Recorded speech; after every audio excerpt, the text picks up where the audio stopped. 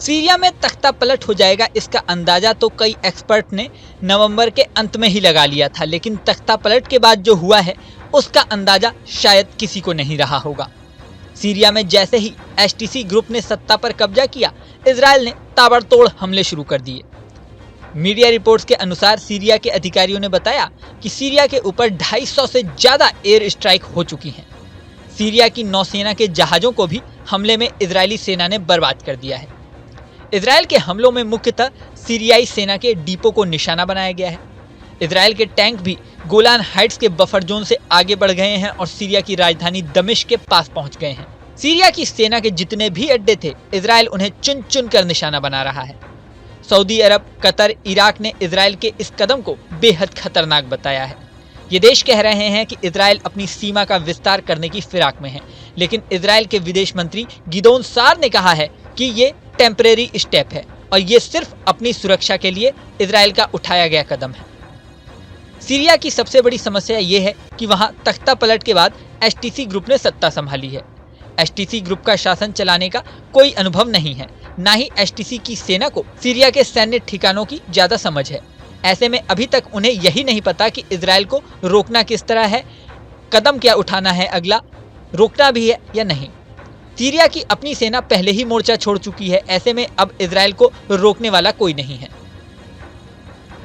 यहाँ सबसे बड़ी बात यह है कि एचटीसी ग्रुप का समर्थक तुर्की है। तुर्की ही लंबे समय से एचटीसी ग्रुप को हथियार, पैसे और साजो सामान दे रहा है। जब इजराइल की सेनाएं गाजा पट्टी में घुस रही थीं, तब तुर्की ने इजराइल के खिलाफ बयान दिया था और गाजा की रक्षा करने के लिए इंटरनेशनल कम्युनिटी से अपील की थी। लेकिन अब एचटीसी ग्रुप के हाथों सीरिया की सरकार का तख्ता पलट करवा दिया। ऐसे में इजराइल के लिए सीरिया में एक तरह से फ्री हैंड दे दिया गया है। अब सवाल है कि सीरिया का भविष्य क्या होगा। कई अंतर्राष्ट्रीय विशेषज्ञ दावा कर रहे हैं कि एचटीसी ग्रुप भी लंबे समय तक सीरिया में राज नहीं कर पाएगा। सबसे बड़ी बात है कि सीरिया की सरकार की मदद ईरान और रूस करते थे। एचटीसी ग्रुप के चीफ जुलानी ने साफ कह दिया है कि अब सीरिया में ईरान का हस्तक्षेप बर्दाश्त नहीं किया जाएगा। दूसरी ओर अमेरिका पहले ही जुलानी का दुश्मन है, तो बड़ा सवाल ये है कि अगर कोई भी बड़ी पावर एचटीसी के साथ नहीं रहेगी तो सीरिया में वो कब तक राज कर पाएगा। इजराइल ने अगर कई बड़े इलाकों पर कब्जा कर लिया तो क्या एचटीसी ग्रुप या तुर्की उसे वापस छुड़वा पाएंगे। साल 2011 में भी असद सरकार के खिलाफ विद्रोह शुरू हुआ था, लेकिन ईरान की मदद से तब सरकार बचा ली गई थी। बाद में 2016 में रूस ने भी सीरिया में एंट्री की और विद्रोहों को दबाने का काम किया। ऐसे में असद की सरकार पिछले 10 साल में कई बार रूस और ईरान की मदद से बची।